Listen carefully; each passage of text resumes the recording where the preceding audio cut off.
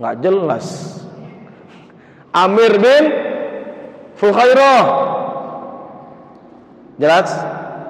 Yang mengantarkan minuman Nabi Muhammad namanya siapa? Amir bin Fuhairah. Yang mengantarkan makanan Nabi Muhammad dan Abu Bakar namanya Asma binti Abu Bakar. Yang menunjukkan jalan menuju Madinah namanya, itu yang payah kali Ustaz menyebutkannya. Payah kali buat namanya Ustaz. Uraiqid Al-Laitsi. Ya kan? Payah kali menyebutkannya memang. Nah, itulah dia. Inilah orang-orang hebat ini, ya. Nah, begitu Nabi Muhammad ditunjukkan jalan ke Madinah, setelah 3 hari 3 malam berjalan, sampailah di depan pintu Madinah, disambut oleh orang-orang Madinah dengan berselawat, Tala'al badru alaina min thaniyatil wada' wajaba syukru alaina ma da'a lillahi da'. Tala'al badru alaina, datang bulan purnama kepada kami, julukan Nabi Muhammad Al-Badru. Wajib syukur alaina, kita wajib syukuri. Mada'a lillah, karena Nabi Muhammad meninggalkan kota Mekah lillah, karena Allah menyuruh memerintahkan itu. Bapak Ibu yang dirahmati oleh Allah, itu sejarah, ya, sejarah. Materi pertama selesai, sejarah. Yang kedua, pemaknaan hijrah. Apa definisi hijrah itu? Al-intiqal, berpindah. Min makan ilal makan, dari satu tempat ke tempat yang lain. Itu definisi hijrah secara bahasa. Tetapi yang namanya hijrah itu adalah dia berubah, dia berpindah dari yang buruk kepada yang baik menuju yang lebih baik lagi. Makanya ada kan sahabat hijrah gitu ya. Kemudian ada juga slogan itu artis-artis yang hijrah. Kemudian istilah ini semakin viral ketika ada orang-orang yang dia itu bertaubat, dia menggunakan kalimat hijrah karena dulunya dia adalah orang yang melakukan perbuatan dosa dan maksiat. Pernah melihat ada orang yang memiliki tato, Bu? Tato, bertato. Sekarang orang yang bertato itu, Pak, Bu, yang bertato itu bukan hanya laki-laki sekarang. Siapa yang bertato? Perempuan ada nggak bertato? Banyak. Sengaja dia pakai baju apa namanya itu? Yang tali 11 itu, can see you. Oh, you can see, bisa kau lihat, ya kan? You can see, you bisa, kau can bisa see, lihat. Namanya ada you can see, bisa kau lihat. Dia pakai baju you can see tali 11. Supaya nampak tatonya di belakang, supaya nampak tatonya di bagian dadanya sini. Perempuan. Ada yang pakai baju talinya 1, ya Pak. Ngeri aku nengok zaman sekarang. Yang paling ngeri aku takutnya apa? Pakai baju tak bertali. Gawat itulah. Supaya nampak tatonya, Pak, lagi-lagi ini hijrah. Makanya kan apa kata Rasulullah, la'anallahu al-washimah wal mustaushimah. Allah dan Rasul melaknat orang yang mentato dan yang ditato. Yang dulu-dulu, Pak, dilaknat oleh Allah, sekarang banyak dilakukan orang. Nggak tahu aku, tak tahu hukum, tak pernah mengaji, tak pernah belajar agama, aku tak tahu. Yang dulu-dulu diharamkan oleh Allah dan Rasul, sekarang banyak dikerjakan orang. Ada yang hijrah, ada yang tidak. Itu supaya apa? Supaya dianggap tahu, supaya dianggap orang hebat. Yang dulu diharamkan oleh Rasulullah banyak dilakukan oleh orang-orang sekarang. Tujuannya satu, untuk apa? Untuk estetika. Apa itu estetika? Kecantikan. Bu, umur 80 tahun, dari ujung rambut sampai ujung kaki, rambutnya 80 tahun semakin hitam. Awak jangankan 80 tahun, baru umur 39 tahun udah ada uban di rambut. 80 tahun sedikit pun gak ada uban, makin hitam. Tanda-tandanya apa? Dicat hitam. Umur 80 tahun pipinya makin kencang. Pakai apa itu? Silikon, susu, segala macam. Ditarik benang di muka ini, Bu. Awak nengoknya ngeri. Iya kan? Ngeri awak nengoknya. Apalagi biasa kan kalau udah umur 40 tahun, mohon maaf, pipi udah mulai kendor. Kalau udah naik kereta kencang, terbang ke pipi awak tuh, ya kan? Maaf ya, kan gitu kadang kan. Ya makanya jangan balap-balap. Awak udah tahu umur 60 tahun naik kereta 100 km per menit, coba. Untung masih lengket dia. Takut pun gue sampai rumah, lo kok udah tinggal tengkorak doang, coba. Ya. Maka oleh karena itu, itulah yang dilarang oleh Allah, jangan sampai dikerjakan. Yang bertaubat, yang hijrah, gak bisa Ustaz, tatonya dihapus. Biarkan saja, ya penting dia udah bertaubat. Bu, kalau orang bertato itu, apalagi udah nyatu di kulit, Pak, itu gak sah sholat. Ustaz, tapi kan bukan di tangan bagian untuk wudhu. Iya. Sekarang permasalahannya, kalau dia laki-laki, dia junub, tatonya itu berada di sini. Ini kan bukan bagian sholat ya. Ini bukan bagian sholat. Yang bagian kena sholat itu wudu apa? Dari mulai siku ke ujung jari ini. Permasalahannya ketika dia junub, dia harus mandi, ada tato di sini. Apakah air itu bisa masuk sampai ke pori-pori yang sudah ditutupi oleh tato tadi? Tak bisa. Berarti dia itu belum sah suci. Banyak sekarang ini yang dilakukan oleh orang-orang gak ngerti. Maaf lagi ini. Sebenarnya sih gak maaf ya. Berapa banyak laki-laki perempuan yang mencet rambutnya pirang? Banyak. Pertanyaan saya, dia ngecat pirang. Untuk menghitamkannya kembali bagaimana caranya? Cat balik kan? Dicat warna hitam. Pertanyaan saya, cat rambut itu menutupi bagian rambut enggak dia? Kimia. Kalau dahulu memang diperbolehkan Rasulullah, tapi bagi yang beruban, jauhi hitam kata Rasul. Jangan yang hitam. Yang pirang boleh, tapi pirangnya itu adalah pirang dari tumbuhan. Kalau orang nikah sekarang, kira-kira kalau pakai apa namanya ini? Inai ya.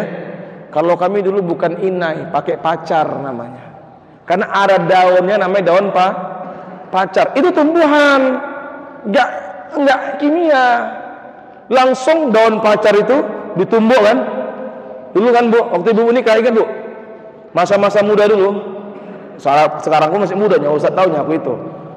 Ditumbuk pakai ditumbuk inai tadi itu, entah apapun, kadang ditaruh arang sedikit, ditaruh nasi lagi coba, entah apa gunanya. Entah mungkin mau nyayur pacar mungkin ya. Itulah dia yang tumbuhan. Sekarang kimia. Tadi yang pirang pakai kimia ditimpa dengan hitam. Saat mandi wajib, air tidak akan masuk Pak dalam pori-pori rambut itu. Jadi kayak mana Ustaz? Dibotak. dibotak biar tumbuh rambut baru, jangan lagi dicat. Makanya inilah hukum tuh kita mesti tahu. Bu, yang saya bilang tadi, yang lagi viral itu gara-gara si siapa namanya perempuan tuh, si Jojo ya. Tahu aja kalian ya, aku pancing-mancing aja sebenarnya. JJ katanya. Sengaja aku bilang itu Jojo ya, JJ katanya. Yang laki-laki siapa namanya? Bonggol apa? Bonge, kan tahu bonge ada coba. Tahu, Pak. Yang kayak gini tahu semua orang. Iya kan? Bonge katanya. Bu, mohon maaf. Itu anak-anak yang broken home. Kok bisa seperti itu viral gitu? Berarti apa? Yang aneh-aneh itu kan betul. Pernah kan di masa Rasulullah ada ungkapan bul ala zamzam fatu'rab. Kalau ingin terkenal, kencingi air zam-zam, maka terkenal. Berarti terkenal yang tidak baik. Buat aja yang nggak baik-baik langsung viral, betul? Betul. Karena apa? Su'ul khuluqi yu'di. Kejelekan akhlak itu bisa menular. Itu makanya pentingnya apa? Pentingnya hijrah itu dalam diri makna tersebut. Dari kecillah anak itu mesti diperdulikan oleh orang tua. Apa kewajiban orang tua? Kata Rasulullah, inna min haqqil walidi ala waladihi thalathan. Kewajiban orang tua terhadap anak 3. Pertama, ayyuhsina ismahu. Baguskan namanya. Kasih nama yang bagus-bagus supaya menjadi doa bagi dia. Nama yang bagus-bagus itu ya memang sih nggak mesti dari bahasa Arab semua, Pak. Ada juga yang bahasa Arab tapi jelek dia artinya. Nggak semua bahasa Arab itu namanya bagus. Iya, Bu. Ada juga namanya ya bahasa Arab syaitonir rojim. Bahasa apa itu? Bahasa Arab kan? Itu kasih nama anak syaitonir rojim, tak mungkin. Mohon maaf, Pak, Bu. Kalau ada namanya di sini ya, ada namanya Wati. Maaf kalau ada di sini. Wati itu nama dalam bahasa Arab artinya nggak bagus. Wati itu artinya hubungan suami istri. Tambah pula di depannya itu Sukawati.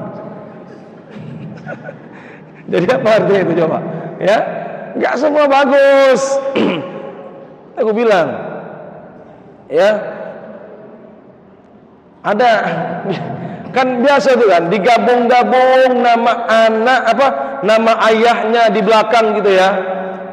Ya jangan dipaksakan kalau nggak bisa gitu loh. Pokoknya nama ayahnya Khalid, nama mamanya Arfah digabung jadi Khalifah. Cantik ya? Cantik. Nama ayahnya Khalid lagi-lagi, mamanya namanya Ida, jadi digabung Khalidah. Bagus, kekal. Ya. Ini nama mamanya Ambarwati, nama ayahnya Abdul, digabung Amburadul.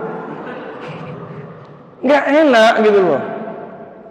Dibuat dari nama dulu. Udah, nggak usah jauh-jauh, Pak, Bu. Mau ngasih nama yang enak-enak tuh dari surah Al-Fatihah saja pun banyak. Ini mulai dari ayat pertama. Bismillahirrahmanirrahim. Ada Ar-Rahman, ada Ar-Rahim. Tapi nggak boleh ngasih nama anak kata Rasulullah langsung Asmaul Husna, nggak boleh. Tambahkan depannya Abdun, jadi Abdurrahman. Makanya kan ada di KTP dulu di Jawa itu namanya di KTP itu nama Tuhan. Tuhan namanya, serius ada di KTP namanya Tuhan. Hebat kali ya. Tambahlah di depan hamba, jadi namanya hamba tuh. Sama seperti itu. Jangan kasih nama anak langsung Asmaul Husna, si Rahman, si Malik, jangan. Tambahkan depannya Abdurrahman, Abdurrahim. yang perempuan rahimah. Bismillahirrahmanirrahim. Alhamdulillahi rabbil alamin. Ada alhamdu, Abdul Hamid, ada ya. Yang perempuan hamidah. Ar-Rahmanir Rahim, Maliki Yaumiddin, Abdul Malik. Iyyaka na'budu wa iyyaka nasta'in, musta'in, yang meminta pertolongan kepada Allah. Yang perempuan musta'inah. Siratal ladzina an'amta 'alaihim ghairil maghdubi 'alaihim waladdallin. Amin. Amin. Yang laki-laki, yang perempuan Aminah. Dari Al-Fatihah itu banyak nama. Jadi ibu-ibu kalau ngasih nama anak dari Al-Fatihah, manggilnya pun nggak ribet-ribet. Rahman, Rahim, Aminah, Amin. Cukup panggil Al-Fatihah, datang semua itu. Ya. Itu. Kalau yang perempuan, Bu, kita biasa kalau yang Indonesia ini diawali dari kalimat Siti. Siti itu Siti Khadijah, Siti Aisyah, ya kan? Itu bukan nama sembarangan, Pak. Siti itu adalah nama bagi orang-orang bangsawan kaya di Arab, diawali dari Siti. Siti Khadijah itu kurang kaya apa? Habis hartanya untuk Islam. Ya, Bu? Bu, kalau Siti suka di dalam kamar dia, kasih nama Siti Kamariah. Asih di kamar aja, gak pernah mau keluar. Siti Kamariah. Kalau asik megang duit aja dia, kasih nama Siti Rufi'ah. Kalau uangnya ditabungnya semua di bank, kasih nama Siti Bank. Itu yang pertama kewajiban orang tua supaya jadi anak yang bagus apa? Ayyuhsina ismahu. Yang kedua, ayyu'allimahul kitabah, ajarkan dia itu menulis, artinya sekolahkan dia, ajarkan Al-Qur'an dia. Itu yang kedua. Makanya bagaimana Luqman Hakim mendidik anaknya itu supaya jangan dia itu melenceng. Ya bunayya la tusyrik billah. Wahai anakku, jangan kau syirik kepada Allah. Bu, ibu nggak usah khawatir. Anak-anak kita ini sudah pandai, sudah betul-betul akan menjadi orang, tapi tanamkan dalam dirinya nilai-nilai agama, itu penting dari kecil. Ajarkan tauhid. Nah, kau punya Tuhan Allah, wajib kau sembah melalui sholat. Nah, kalau kau punya harta berlebih, jangan pelit, sedekah, zakat. Nah, kalau kau itu memiliki Al-Quran, wajib dibaca. Itu dia. Ajarkan Al-Quran. Sekarang ini udah banyak kan sekolah-sekolah yang full day, pasti fasilitasnya adalah tahfizul Quran. Kalau nggak ada di sekolah itu tahfizul Quran, orang tua akan memindahkan anaknya. Betul? Itu modal. Kalau bukan karena Al-Quran, nggak ada nanti rem kehidupannya. Kalau sudah dia mapan Al-Qurannya, bagus agamanya, cita-citanya biar mengalir, dia mau jadi apa. Kalau dia nanti dari kecil sudah mulai memegang stetoskop, itu bakal menjadi apa? Dokter. Kalau dari kecil suka megang-megang suntik, dia mau jadi apa? Dokter, minimal mantri, tukang suntik. Kalau dari kecil suka megang-megang pistol, itu pertanda mau jadi polisi. Kalau nggak jadi hati-hati, jadi teroris. Sehingga anak itu apa? Jadi dokter yang beriman. Jadi polisi yang beriman. Jadi insinyur yang beriman. Jadi koruptor yang beriman. Nggak ada Pak koruptor yang beriman. Kalau dia beriman nggak korupsi dia. Ya, itulah kewajiban yang kedua, ayyu'allimahul kitabah, ajarkan nulis. Supaya apa? Supaya bagus. Al-Quran jangan lupa diajarkan, Bu. Al-Quran ini nggak bisa otodidak, mesti belajar. Jangan kayak mana anak mau hafal Al-Quran. Dari SD udah dikasih HP, coba. Nggak bisa lagi Ustaz. Belajar dong udah pakai HP. Oke, tapi diawasi. Jangan nggak diawasi. Payah sekarang, Bu. Saya pun ngajar juga di madrasah di Mandua model Medan. Nggak bisa, Bu, nggak bawa HP anak-anak itu, Pak. Tak bisa. Karena belajar sekarang menuntut HP Android. Kayak mana mau dibilang lagi? Tapi pengawasan perlu. Kenapa? Anak-anak yang nggak diawasi HP Androidnya, malam dia nggak tidur. Kenapa? Main ML, Mobile Legend, game online. Nggak berhenti dia sampai HP-nya rusak. Bu, itu yang main game online sekarang mohon maaf bukan murid, guru termasuk, TU-nya pun termasuk, bendahara pun termasuk. Udah gila aku rasanya memang. Ya, udah gila dunia ini. Untunglah aku alhamdulillah tak pernah aku main Mobile Legend itu. Sekali. Enggak ya? Enggak. Tak pernah, di HP aku pun enggak ada itu. Paling yang ada Candy Saga. Tahu itu? Ya, Kinder Dash. Masak-masak, game masak-masak. Ya. Tapi bukan aku yang main. Kemanaanku. Om katanya, pinjamlah. Di-downloadnya sendiri. Anak TK tahu dia Play Store itu. Luar biasa. Makanya HP itu kujauhkan. Jangan sampai. Tapi untuk Al-Quran beratnya luar biasa. Itu dia. Sampai-sampai mamanya pun memanggil, tak lagi disautinya. Betul? Betul, Bu? Mamanya sibuk masak di dapur, Pak.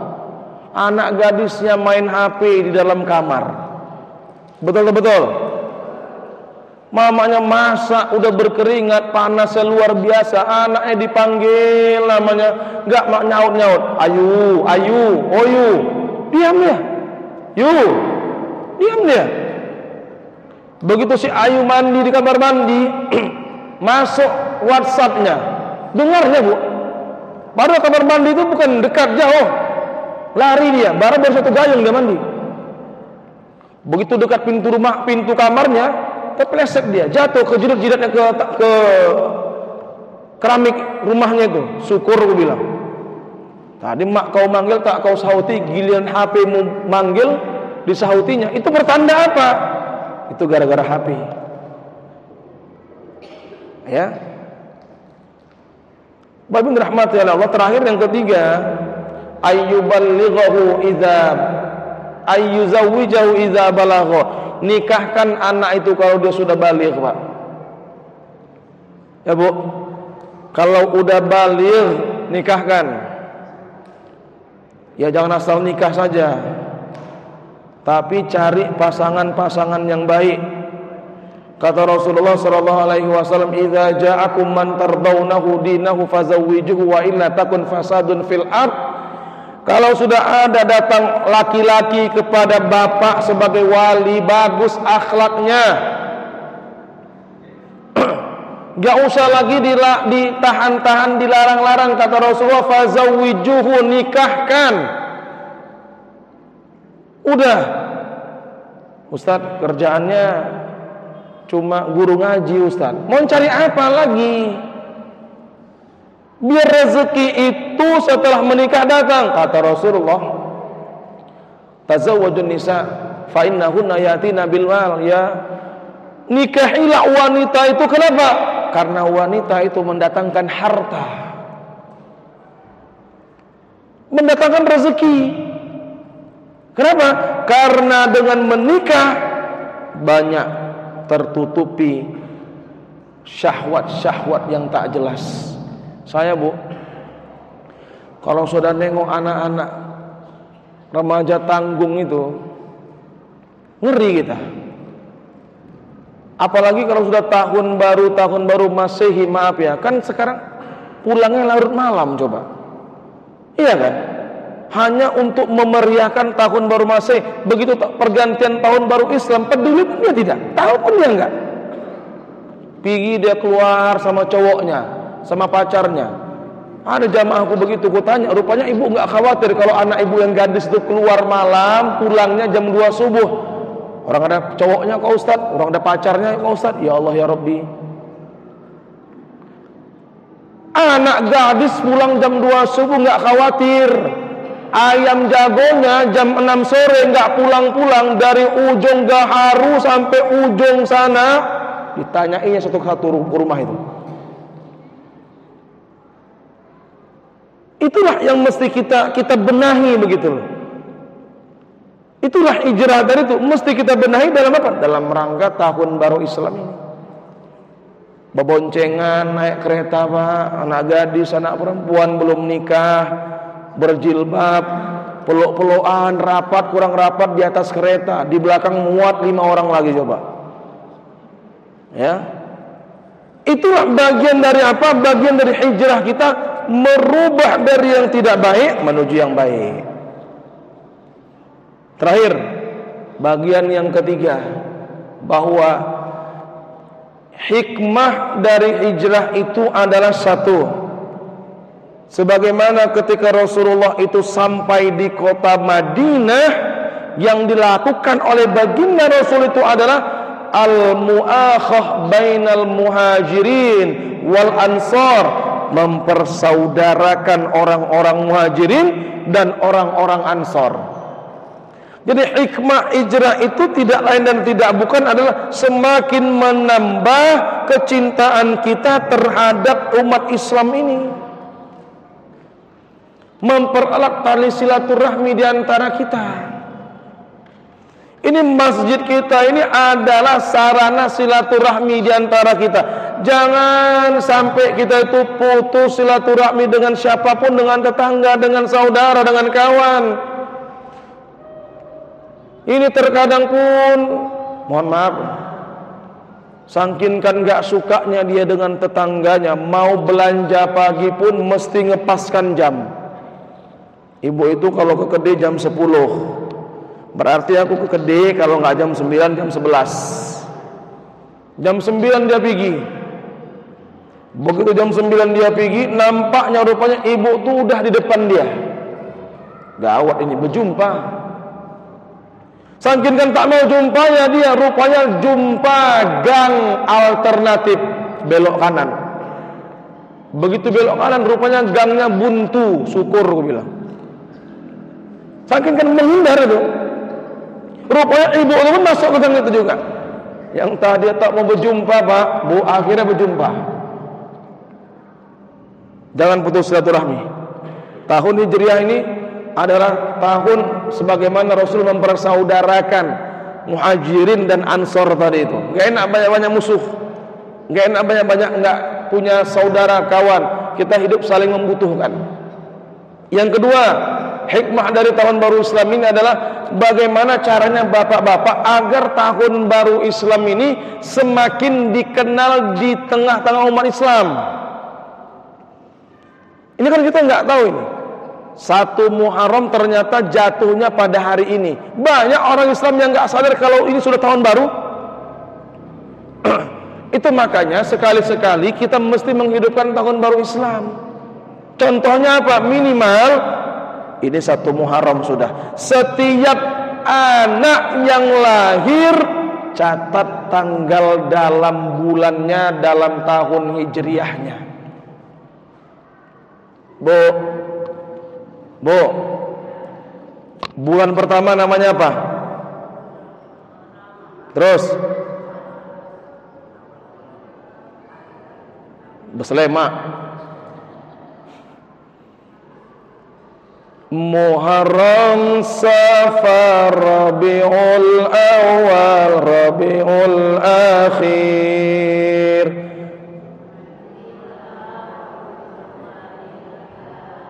Rajab, Sya'ban, betul.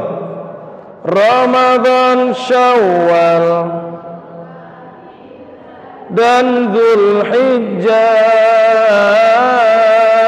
Itulah nama bulan-bulan dalam Islam. Sekali lagi. Muharram, Safar, Rabiul Awal, Rabiul Akhir.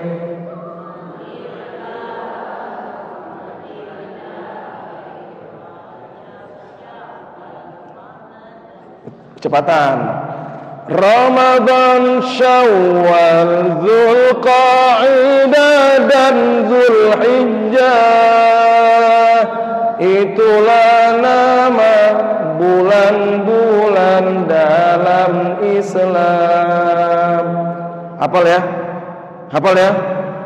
Jangan gak hafal nama-nama bulan Islam. Kalau Januari sampai Desember, begitu kita bangun dari tidur kita, tak perlu dihafal-hafal. Tapi bulan Islam lagi melek pun kita, sadar pun terkadang ada yang tidak hafal. Malu kita.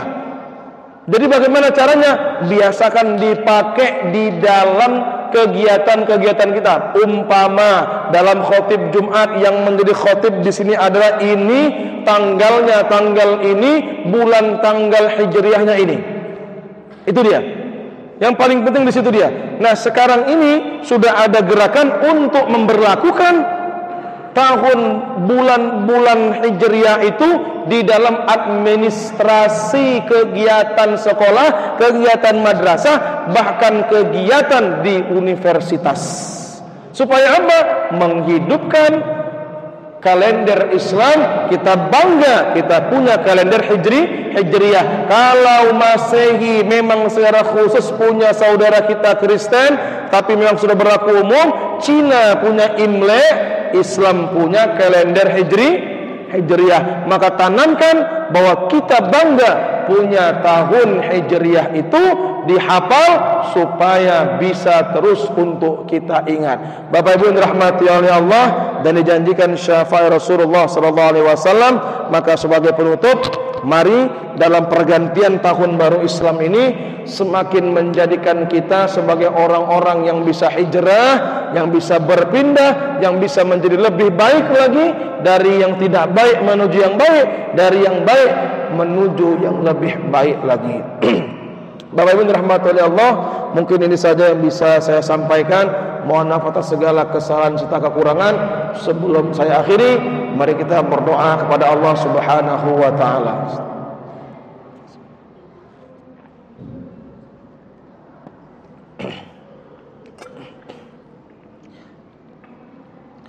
Na'udzubillahi minasyaitonir rajim. Bismillahirrahmanirrahim. Allahumma ij'al jam'ana hadha jam'an marhuma wa tafarraqna min ba'dihi tafarruqan ma'suma. Allahumma anfa'na bima 'allamtana wa 'allimna ma yanfa'una ya Allah ya rabbal alamin. ربنا أوزعنا أن نشكر نعمتك التي أنعمت علينا وعلى والدينا وأن نعمل صالحا ترضاه وادخلنا برحمتك في عبادك الصالحين. ربنا إننا سمعنا مناديا ينادي للإيمان أن آمنوا بربكم فآمنا فاغفر لنا ذنوبنا وكفر عنا سيئاتنا وتوفنا مع الأبرار. ربنا ظلمنا أنفسنا وإن لم تغفر لنا وترحمنا لنكونن من الخاسرين. ربنا آتنا في الدنيا حسنة وفي الآخرة حسنة وقنا عذاب النار. وصلى الله على سيدنا محمد وعلى آله وأزواجه وأصحابه أجمعين bifadlika subhana rabbika rabbil izzati amma yasifun wa salamun alal mursalin walhamdulillahi rabbil alamin. Sekian, mohon maaf atas segala kesalahan serta kekurangan baik berupa ucapan atau perbuatan. Ikan sepat, ikan gabus lebih cepat lebih bagus. Ikan sepat, ikan lele kalau bisa cepat ngapain bertele-tele. Ikan sepat, ikan mujair kalau nanti bisa cepat maka nanti bisa juga cepat cair. Ikan mujair, ikan sembilang kalau udah cair ustadz pun langsung pulang. Demikian, assalamualaikum warahmatullahi wabarakatuh.